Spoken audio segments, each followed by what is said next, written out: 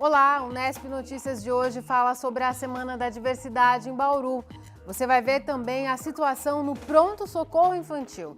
Lá, a falta de pediatras já virou rotina. E mais. Saiba a importância da Associação de Moradores na administração da cidade.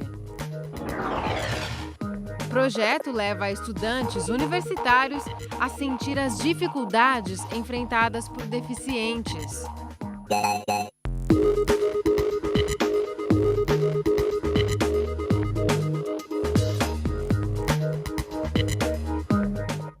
A gente começa falando de saúde. A juíza Regina Caro acatou agora há pouco a liminar pedida pelo Ministério Público do Estado, que impede Estado, município e FAMESP de negarem pedidos de internação. Na sentença, a juíza afirma que a população padece com a falta de atendimento e que o Estado e o município não atendem o dever constitucional de garantir a saúde da população. Dessa forma, os pacientes à espera de vagas devem ser encaminhados imediatamente. Em caso de descumprimento da decisão, Estado, município e FAMESP poderão ter verbas públicas bloqueadas e os dirigentes podem responder por crime de desobediência e improbidade administrativa. As partes ainda serão notificadas. Não são só os adultos que sofrem com longas filas no pronto-socorro. Veja só como está a situação agora no pronto atendimento infantil. Essa mãe chegou hoje no PS infantil às 10 horas da manhã. A criança só foi atendida às 3 da tarde e ficou até esse horário sem comer. Esperando com a menina com dor de cabeça até agora. Até agora é um descaso, E a revolta é porque tem nenenzinho aí, entendeu? Ela também. É um absurdo. É um descaso. O pronto-socorro está lotado, pronto-socorro infantil. Eu vou conversar aqui com essa mãe. Chegou a que horas, mãe? 10 horas.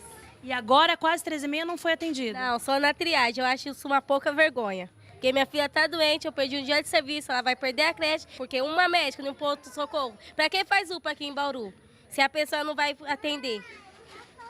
O que resta para a senhora é indignação. É isso. Porque se ele faz UPA, põe um de infantil, então, já que aqui não vai dar conta. Eu acho isso uma injustiça. E outro, tem um bebezinho novinho aqui esperando ainda. Passa primeiro. Hoje foi esse o cenário. Mais de 60 crianças aguardando atendimento, e isso até o meio do dia de hoje. 2 pediatras atenderam de manhã e um à tarde. Outro chegou por volta das 3 da tarde para remediar a situação. Segundo a Secretaria Municipal de Saúde, a falta de pediatras é constante.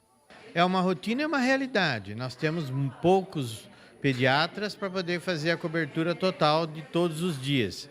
Com isso, a gente acaba tendo um afluxo maior de gente e um tempo maior de espera para ser atendido.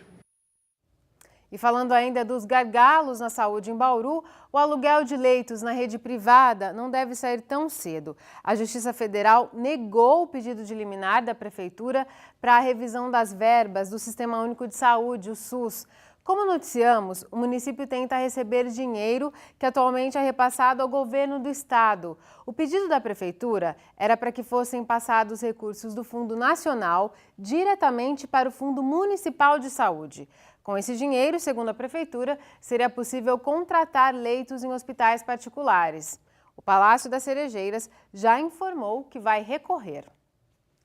Bauru tem 362.062 moradores. O dado foi divulgado hoje pelo IBGE. Anualmente, o Instituto faz uma estimativa de quantos habitantes cada cidade brasileira tem.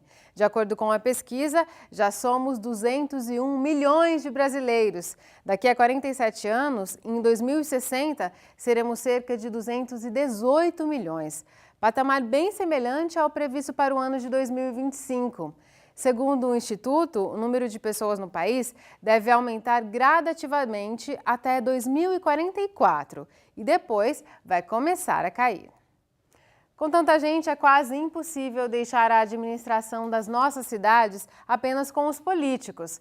As associações de moradores têm papel fundamental na representação e na luta por melhorias. Só aqui em Bauru são cerca de 70.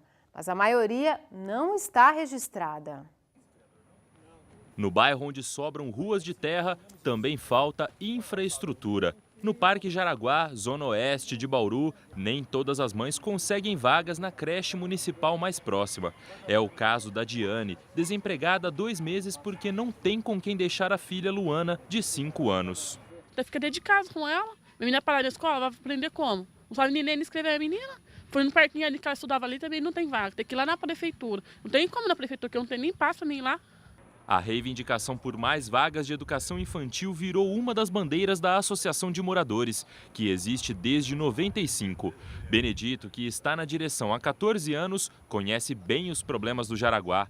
Não existem praças e a sede da associação é improvisada nesta sala. Mas não são só problemas. O bairro conta com um núcleo de apoio familiar e uma unidade de saúde da família deve ser instalada nesta área.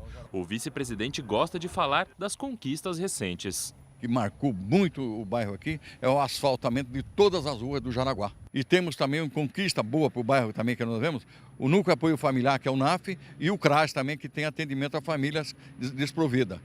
Que quando precisa de uma Bolsa Família ou uma creche, que nem você vê que falta, ele está sempre alerta para a gente aí. Isso é uma conquista muito boa para o bairro. Bauru tem quase 70 associações de moradores, mas assim como a do Jaraguá, a maior parte delas não está regularizada. Hoje, apenas 19 têm registro na prefeitura. Sem a inscrição, as associações não podem ter CNPJ. Isso não as impede de realizar trabalhos com a comunidade, mas as vantagens seriam maiores se a documentação estivesse em dia. Nós temos uma lei municipal que determina que haja cadastro para cada associação desde que ela esteja regularizada. É importante ressaltar que esse cadastro da associação na Seara, em Bauru, permite certidões, informações e todos os projetos que a prefeitura tem ligada à associação.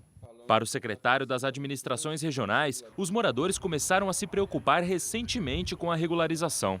Hoje nós temos perto de 70 associações, mas regularizada nós só temos 19, porque muitos acabam encontrando um pouco de dificuldade, né? A gente está aqui dando toda a estrutura, todo o amparato, toda a informação que eles precisam, como regularizar a associação. Além de pleitear verbas, estar cadastrado permite uma participação mais ativa nas discussões sobre os problemas da cidade. Elas podem começar a integrar vários conselhos, tanto da saúde, da segurança, da educação, das cidades, os conselhos que existem. E esses conselhos existem para quê? Para as pessoas estarem sugerindo, para as pessoas também opinarem.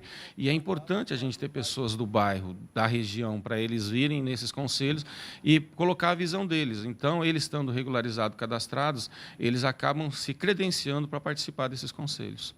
E foi para participar das decisões sobre o bairro que os moradores do Jardim Pagani resgataram a associação.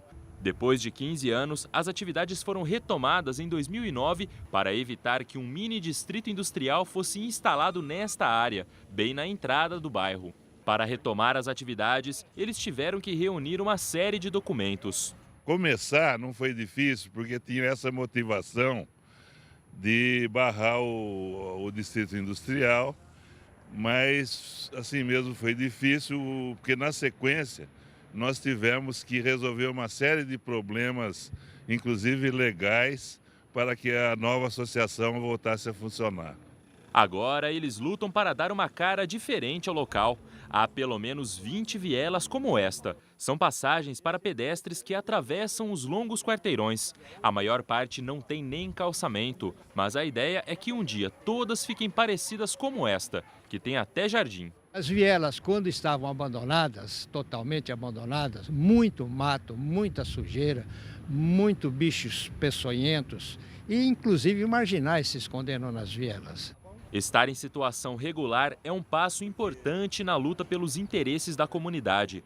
Mas, independentemente de um registro em cartório, o que esses exemplos mostram é que a mobilização organizada de moradores dá resultado. Funcionários da Unesp em Bauru e alunos da Faculdade de Arquitetura, Artes e Comunicação organizaram na tarde de hoje um ato para pressionar os diretores da instituição. O grupo exibia faixas, fazia barulho com instrumentos e gritava palavras de ordem. Eles saíram do restaurante universitário da universidade e seguiram em direção à diretoria. Os alunos estão em greve desde o dia 19 de junho. E entre as reivindicações está a abertura imediata do restaurante universitário com capacidade máxima de atendimento. Você viu aqui no Nesp Notícias que 3 vereadores de Bauru haviam perdido o mandato por receberem apoio de entidade religiosa na campanha eleitoral. Na tarde de hoje, a Diocese de Bauru divulgou uma nota em apoio aos vereadores Fabiano Mariano, Faria Neto e Fernando Mantovani. De acordo com um comunicado informativo sobre os candidatos católicos de Bauru, distribuído na campanha eleitoral do ano passado, foi produzido pelo Conselho de Leigos da Diocese, órgão independente da Igreja, e foi totalmente custeado pelos vereadores. Além disso, a Diocese afirma que a Igreja Católica entende que qualquer organização tem liberdade para identificar candidatos que estejam de acordo com certos princípios. O comunicado é assinado pelo bispo diocesano Dom Caetano Ferrari e será divulgado nas igrejas e durante as missas.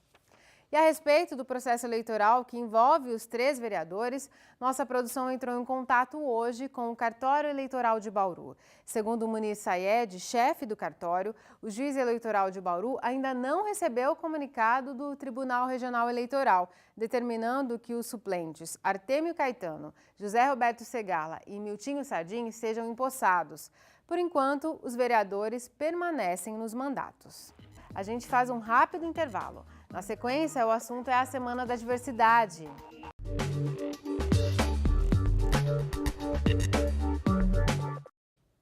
No próximo domingo será realizada a Parada da Diversidade de Bauru. O repórter Guilherme Tavares tem mais informações. A grande festa que encerra a Semana de Combate ao Preconceito aqui de Bauru é a Parada da Diversidade, que será realizada neste domingo. A concentração começa às 1h da tarde lá na Praça da Paz e a partir das 3 horas o pessoal desce aqui para o Parque Vitória Régia. Quem tem mais informações é Rick Ferreira, ele é presidente interino da Associação Bauru pela Diversidade. Rick, qual que é a expectativa de público para esse ano? Ano passado recebemos mais de 50 mil pessoas aqui na avenida. Esse ano a expectativa é de 60 mil. Como todos os anos, né, aumentar com certeza um público um pouco maior do que o ano subsequente. Tem sempre gente de fora, né, que vem para a parada, né? De onde que vem esse pessoal aí? Muitas excursões confirmadas. Além de todo o interior aqui do estado de São Paulo, muitas excursões. Recebemos até alguma pesquisa informal pela Secretaria de Desenvolvimento Econômico, que tinha cidades do Paraná, cidades de Santa Catarina, Mato Grosso do Sul. É muita gente vindo de fora para prestigiar. E a hora que a parada chegar aqui no Vitória Régia, o que vai ter para o pessoal conferir? O show de encerramento, o grande show que celebra a cultura da paz. Esse ano a cantora escolhida foi a cantora Kelly Key, além das performances nossas também, que antecede o show da Kelly Key, tem as nossas performances que vêm fazer o show de encerramento. Bom, além do show aqui no parque, vocês fazem uma outra festa depois, né? Queria que você explicasse pra gente como que funciona isso. Em parceria com a Labirintos, nós fazemos todo ano uma festa com doações revertidas para instituições. Esse ano, as instituições serão a SAPAB e a APAI. Então, após o show de encerramento aqui daquele aqui, por volta das 8 horas da noite, todo mundo pode prestigiar a festa na Labirintos, com a portaria de R$15, e essa portaria tem parte revertida para essas instituições. Ok, obrigado pelas informações. Então, domingo, no final da tarde, comecinho da noite, o pessoal já confere a programação aqui no Parque Vitória Régia. Guilherme Tavares para o Nesp Notícias. A socióloga da Unicamp, Regina Facchini, especialista no estudo de gêneros, veio a Bauru para participar da Semana da Diversidade. Ela conversou com a repórter Catiúcia Reis sobre o tema da semana, que é o direito de ter direitos.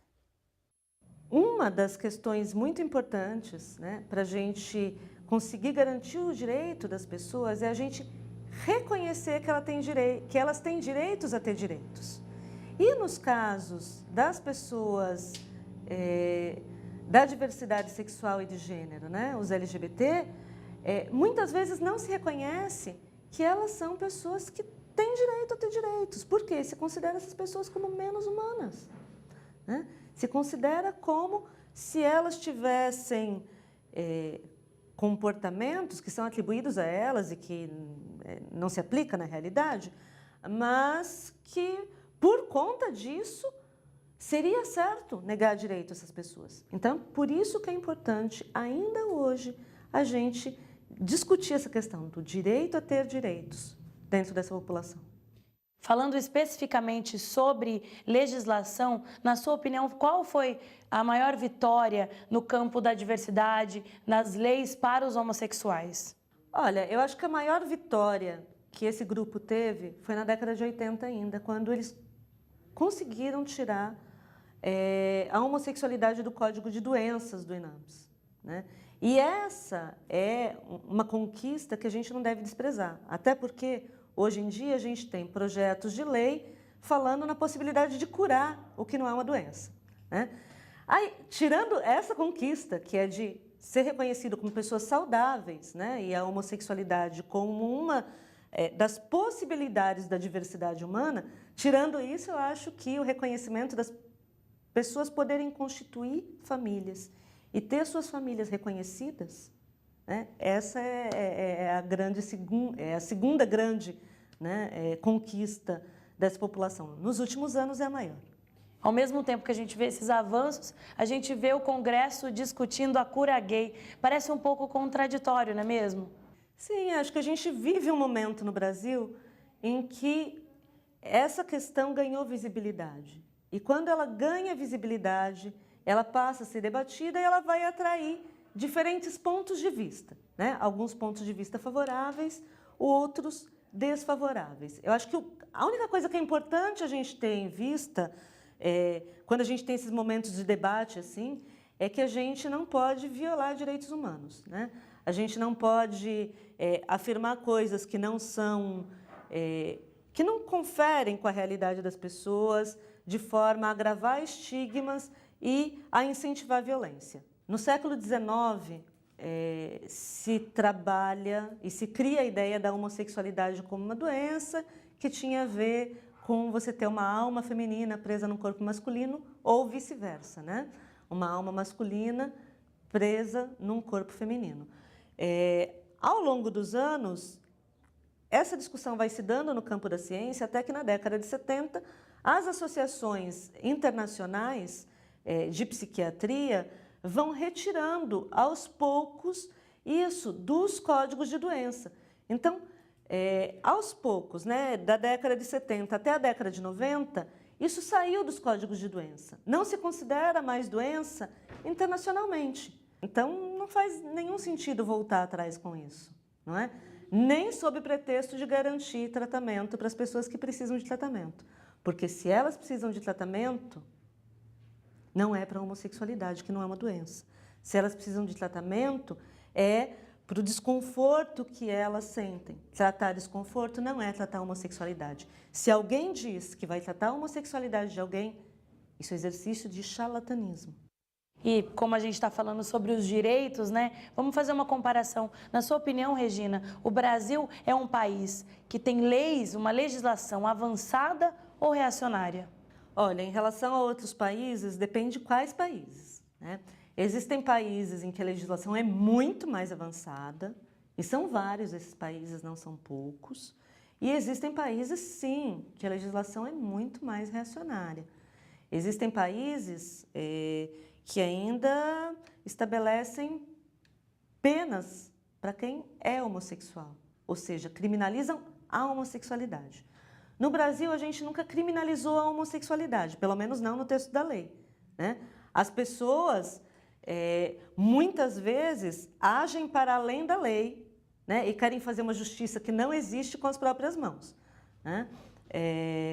A gente tem aqui situações de violência muito graves, apesar da gente nunca ter tido lei que criminalizasse a homossexualidade. E a gente está apenas começando a reconhecer que essas pessoas têm direitos e a garantir esses direitos, né? Nesse sentido, eu diria que se a gente tem um caminho assim, né, que vai do nada a muita coisa, a gente estaria antes da metade do caminho ainda, né?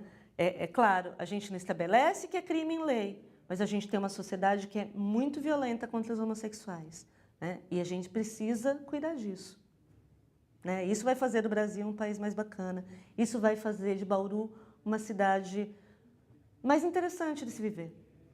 No próximo bloco você vai ver Estudantes se colocam no lugar de deficientes físicos e sentem as dificuldades enfrentadas na Unesp.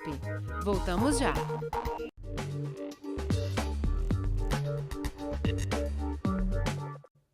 De volta com o Unesp Notícias e a gente fala do tempo. Só hoje a temperatura oscilou 20 graus aqui em Bauru. A mínima foi de 6 graus às 6 da manhã e a máxima foi de quase 30. Veja os detalhes no mapa. Não chove no estado de São Paulo na tarde desta quinta-feira. A massa de ar frio mantém o tempo estável e as temperaturas amenas nos próximos dias. Em Bauru, as mínimas seguem bem baixas pela manhã. Ao longo do dia, a temperatura sobe, mas volta a esfriar à noite. A umidade do ar agora está em estado de atenção, é de apenas 23%. Temos ventos de brisa a 8 km por hora. A temperatura chegou hoje a 26 graus no horário mais quente em Bauru. Amanhã pode subir para 31 aqui em Agudos e em Piratininga. Pontuar no basquete sem a ajuda das pernas, fazer gol sem o apoio dos olhos e se locomover pela universidade de cadeira de rodas.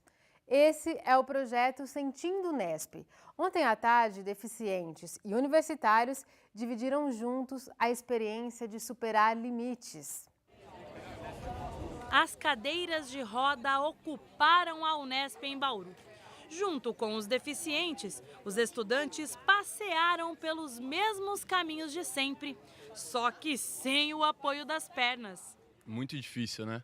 A gente nem imagina que eles passam por tudo isso, uns obstáculos que a gente faz no dia a dia normal, e de cadeira de roda, eu dei uma voltinha e já estou muito cansado. Superar a deficiência exige bastante esforço, mas é possível. Este é o Sentindo Unesp. É muito legal poder ver que o que a gente acha que é muito fácil no nosso dia a dia, simplesmente ir até o banheiro, ou trocar de sala, ou visitar a biblioteca, que pra gente é algo muito rápido e muito simples, que a gente nem imagina, é muito complicado, já tô suado, já posso até tirar a blusa. E é muito difícil, eles subiram super rápido aqui, mas eu vou demorar um pouco ainda. Esses universitários perceberam que a deficiência é uma limitação a ser superada no dia a dia. Mas e para aquelas pessoas que adoram praticar esportes? Por isso, esses estudantes da Unesp foram também convidados a sentir na pele a experiência de tentar fazer uma cesta sem a ajuda das pernas e um gol sem a ajuda dos olhos. As mãos conduzem a cadeira e também dominam a bola. Nada fácil para quem está começando. É muito diferente do basquete normal. É bem mais difícil, cansa muito mais, mas é legal. É uma vivência diferente que a gente não está acostumado, né? Qual que é a principal diferença? A principal diferença é que a gente está sentado, movimento de perna, não tem, é muito diferente. Isso dá uma diferença muito grande na hora de arremessar, na hora de passar a bola. Já no outro jogo, não podia ter barulho. No goalball, futebol para cegos, é preciso bastante silêncio. O campo é do tamanho de uma quadra de vôlei. No chão, eles fazem a defesa. Em pé, o ataque. A bola faz barulho e guia o goleiro para não deixar a bola entrar. Mas tem horas que não dá certo. Nesse jogo diferente, os estudantes colocaram vendas e arriscaram.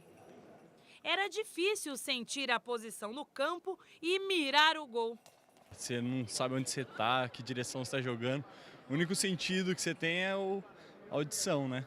Daí fica muito complicado, que você tem que se concentrar mesmo e ouvir o som da bola, que senão... Não joga. Não dá. É muito legal ver que mesmo com as dificuldades que eles têm, eles conseguem fazer essa adaptação e conseguir praticar o esporte. No fim das contas, todos, estudantes e deficientes, se divertiram. Uma prova de que, realmente, somos todos iguais. A deficiência não nos limita, né? Sempre existe uma possibilidade. Se eu não posso mais jogar futebol igual uma pessoa que enxerga, sempre vai ter uma outra possibilidade para eu praticar o esporte. Nós criamos limitações para as pessoas, né? E não é realmente isso. Eles têm muitas possibilidades. A gente tem que ver sempre a possibilidade em vez da dificuldade nas pessoas. Para os alunos terem um pouquinho desse contato com eles, trocar um pouco de experiência e também, como é uma faculdade que existe engenheiros e arquitetos, para que no futuro eles deem um pouquinho a mais de atenção nas obras, em prédios, construções, em praças. Eu acredito que a conscientização de hoje vai refletir no futuro de amanhã com uma cidade mais consciente, mais acessível e respeitando mais a pessoa com deficiência. Daqui a pouco, o bauruense tem a oportunidade única de assistir a uma ópera em Bauru. O Teatro Municipal recebe às 8 da noite uma releitura do espetáculo Carmen, uma das obras mais clássicas deste gênero teatral. A montagem é da Companhia Curta Ópera, que é um projeto da Secretaria Estadual de Cultura. A entrada é de graça e as portas do teatro abrem 1 hora antes, a partir das 7. É só entrar e sentar. Se você se interessou, aproveite e chegue mais cedo, afinal os lugares são limitados à lotação do teatro. O Nesp Notícias fica por aqui. A gente volta amanhã às 5h30 da tarde. Tchau!